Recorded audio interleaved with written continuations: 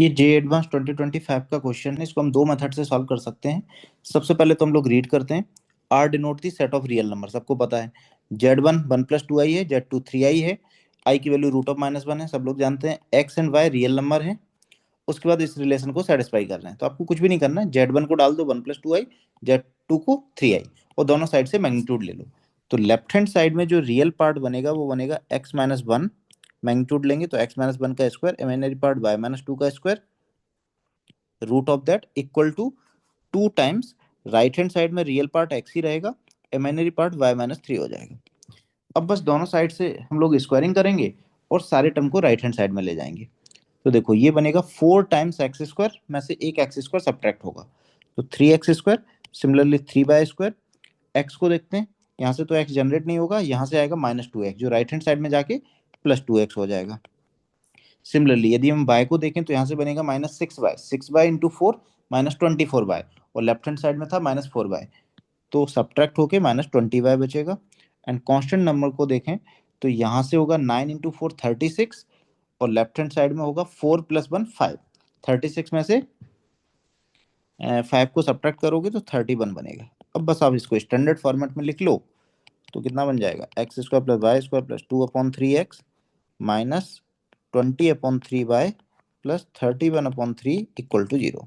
यहाँ से सेंटर आ जाएगा -1/3, 10/3, एंड रेडियस आ जाएगी 1/9 + 100/9 -c 31/3।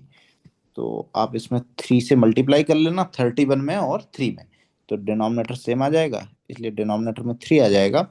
31 इंटू 3 होगा 93, 101 में से 93 सब्ट्रैक्ट करोगे तो √8/3, this will be the radius. तो 2√2 रेडियस हो जाएगी। तो अकॉर्डिंग टू ऑप्शन आपके पास ए एन डी करेक्ट हो जाएंगे, है ना। ये तो आपकी एक मेथड हो गई। अब हम लोग दूसरी मेथड देखते हैं जो काफी अच्छी प्रॉपर्टी है, पता होनी चाहिए आप लोगों को। क्या होता है प्रॉपर्टी, ये Z-(Z1)/Z-Z2 का मैग्नीट्यूड यदि k के इक्वल है एंड k की वैल्यू 1 नहीं है। यदि k की वैल्यू 1 है तब तो z का लोकस होता है perpendicular bisector of Z1 and Z2। Let say Z1 यहाँ पर है, Z2 यहाँ पर है, तो जो z का लोकस होता है वो इन दोनों के परपेंडिकुलर बाइसेक्टर पर लाई करता है, बिकॉज दोनों डिस्टेंस सेम है ना। z की Z1 से डिस्टेंस और Z2 से डिस्टेंस सेम हो जाएगी। यदि k की वैल्यू 1 नहीं है, मतलब लाइक 2 3 4 5 कुछ भी है अदर देन 1, देन क्या होगा, then locus of Z will be a circle. Z का जो लोकस होता है वो एक सर्कल होता है। उस सर्कल के डायमीटर के एंड पॉइंट होते हैं P1 एंड P2, जिसमें P1 है वो Z1 एंड Z2 को इंटरनली डिवाइड करेगा k/1 में, और P2 एक्सटर्नली डिवाइड करेगा। ठीक है, तो इस चीज को हम लोग यहाँ पर यूज करते हैं। हमारे पास Z1 है 1,2 एंड Z2 है 0,3। अब एक डायमीटर का एंड पॉइंट हमें मिलेगा इंटरनल डिवीजन से और एक मिलेगा एक्सटर्नल डिवीजन से। लेट्स सी, ये दोनों पॉइंट हमारे पास Z1 और Z2 थे। रेशियो क्या है, k/1। k की वैल्यू यहाँ पर कितनी है, इस पूरी क्वांटिटी को आप लेफ्ट हैंड साइड में लेके आओ तो ये काइंड ऑफ ऐसे लिखा है Z-Z1 magnitude upon Z-Z2 magnitude equal to 2। ठीक है, k की वैल्यू हमारे पास 2 है, तो ये 2/1 में इंटरनल डिवीजन का यदि हम लोग फॉर्मूला लगाएं तो P1 आएगा हमारे पास 2 into 0 0, 1 into 1 1, 1 upon m1 + m2 3।